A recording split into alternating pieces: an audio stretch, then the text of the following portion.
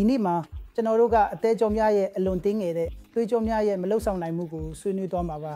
အမည်အတိုင်းပဲ micro ဆိုတာအလွန်တင်းငယ်တဲ့အထိပ္ပယ်ပါဒါကြောင့်ကျွန်တော်တို့အားလုံးကနှလုံးရောဂါဖြစ်စေတဲ့သွေးကြောပိတ်ဆို့မှုတွေကိုသိကြပါတယ်အဲ့ဒါတွေကအဓိကသွေးကြောတွေအတွင်းမှာပိတ်ဆို့မှုကြောင့်ဖြစ်တာပါအခုအဓိကသွေးကြောတွေကအသေးအတွင်းမှာတင်းငယ်တဲ့သွေးကြောတွေကိုပိတ်ဆောင်ပါတယ်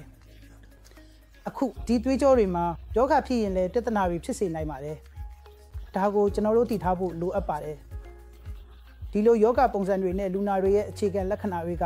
အဓိကပိတ်ဆို့မှုတွေနဲ့တူညီမှာဖြစ်ပြီးလမ်းလျှောက်ရင်ရင်ဘတ်နာခြင်းလမ်းလျှောက်ရင်အသက်ရှူမဝခြင်းလမ်းလျှောက်ရင်နှလုံးခုန်မြန်ခြင်းစတဲ့လက္ခဏာတွေပါအဲ့ဒါကလူနာတယောက်အဖို့ကိုလာပြီးနှလုံးပြဿနာရှိမရှိနားလည်ဖို့လာတဲ့အခါပါဒါကြောင့်အခု microvasculature အလွန်သိငယ်တဲ့သွေးကြောတွေမှာယောဂရှိတဲ့လူနာတွေမှာအခြေခံအဖြစ်အခက်နဲ့အချုပ်ကပုံမှန်ဖြစ်နေပါလိမ့်မယ်ကျွန်တော်တို့ treadmill စမ်းသပ်မှုကိုလုပ်တဲ့အခါမှာတော့ treadmill ကအနုစိတ်အနေအထားကိုပြသပေးပါလိမ့်မယ်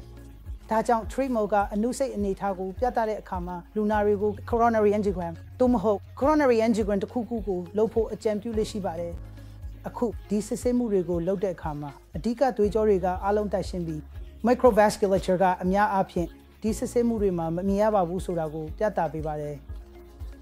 ဒါပေမဲ့ဒီအထူးသဖြင့်ခိရရဲ့အကျိုးသက်ရောက်မှုတွေကမနခတ်တော့မဟုတ်ရင်တော့ခက်လို့လည်းခေါ်ကြပြီးအခြေခံအဖြစ်သူတို့ဟာအနာဂတ်တွင်ဖြစ်နိုင်ခြေရှိတဲ့အဖြစ်အပျက်များအတွက်အနေရပုံများပြီးသူတို့ရဲ့အနေရဖြစ်စေတဲ့အချက်တွေကိုစီမံခန့်ခွဲရမယ်ဆိုတာကိုဆိုလိုပါတယ်အခုဒီယောဂကအမျိုးသမီးတွေမှာပိုများပြီးစီးချိုယောဂသွေးတိုးယောဂရှိတဲ့လူတွေမှာပိုများပါတယ်အကောင်းဆုံးကုသမှုမရရင်အနာဂတ်မှာပိုပြီးသွေးကြောပိတ်ဆို့မှုတွေဖြစ်နိုင်ပြီး heart failure with preserved ejection fraction လို့ခေါ်တဲ့အခြေအနေကိုလည်းဖြစ်စေနိုင်ပါတယ်ဒါကြောင့်ဒီလိုယောဂလက္ခဏာတွေရှိပြီးဒီအထူးသဖြင့်ယောဂရှာဖွေတွေ့ရှိမှုရှိတဲ့လူတွေဟာအနေရဖြစ်စေတဲ့အချက်တွေကိုထိန်းချုပ်ဖို့ပိုပြီးသတိထားရပါမယ်သူတို့ရဲ့အနေရဖြစ်စေတဲ့အချက်တွေကိုအကောင်းဆုံးဖြစ်အောင်လုပ်ရပါမယ်ဒါဟာအပြင်းပယောဂမဟုတ်ပေမဲ့အတွင်းပိုင်းယောဂဖြစ်ပြီးအချိန်ကြာလာရင်အပြင်းပယောဂဖြစ်လာနိုင်ပြီးအသက်အန္တရာယ်ရှိစေနိုင်ပါတယ်ဒါကြောင့်ဒါဟာသတိပေးချက်တစ်ခုဖြစ်ပြီး coronary arteries အတွင်းမှာ metabolic syndrome တစ်ခုလို့ဖြစ်ပါတယ်ဒါဟာသွေးကြောလွှာယောဂဖြစ်နေတဲ့အတွက်ဖြစ်ပြီးဒီယောဂဟာ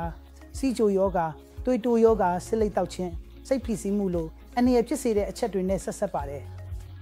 ဒါကြောင့်အခုဒီအရာအလုံးကအဓိကအဖြစ်ဒီသွေးကြောအထူးသဖြင့်အနှဲငယ်ပတ်ဝန်းကျင်ကိုပြောင်းလဲစေပြီးအနှဲငယ်သွေးကြောတွေမှာကြောင်ရမ်းမှုစတင်ဖြစ်ပေါ်လာပါတယ်ကြောင်ရမ်းမှုရှိတဲ့အခါလူစုလူဝေဖြစ်ပြီးသွေးစီးဆင်းမှုမရှိပါဘူးဒါကြောင့် angiogram လုပ်တဲ့အခါအလွန်မင်းယောဂဖြစ်နေတဲ့အနှဲငယ်သွေးကြောတွေအတွင်းသွေးစီးဆင်းမှုအလွန်နှေးနေတယ်ဆိုတာတွေ့ရပါတယ်ဒါကိုသွေးစီးဆင်းမှုနှေးကွေးမှုဖြစ်စဉ်လို့ခေါ်ပါတယ်ဒါဟာတင်းရဲ့ပိုက်ကအလွန်တန်ရှင်းပြီးသွေးစီးဆင်းမှုအပြည့်အဝဖြစ်နိုင်တဲ့အခါသွေးစီးဆင်းမှုကအလွန်လင်းမြန်ပါတယ်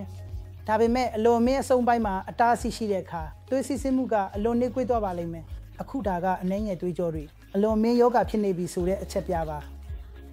ရခင်ကတော့ဒီဖြစ်စဉ်ကိုအလွန်အနေရမရှိဘူးလို့ထင်ခဲ့ကြပါတယ်ဟုတ်ကဲ့အနေရမရှိပါဘူးဒါပေမဲ့ဒါဟာဆရာဝန်မဲ့လူနာအတွက်အချက်ပြချက်တစ်ခုဖြစ်ပြီးအနေရဖြစ်စေတဲ့အကြောင်းရင်းတွေကိုအထူးသဖြင့်ထိန်းချုပ်နိုင်ဖို့အရေးကြီးပါတယ်ဒါကြောင့်အနာဂတ်ဖြစ်ရပ်တွေကိုအောင်မြင်စွာထိန်းချုပ်ပြီးကာကွယ်နိုင်ပါလိမ့်မယ်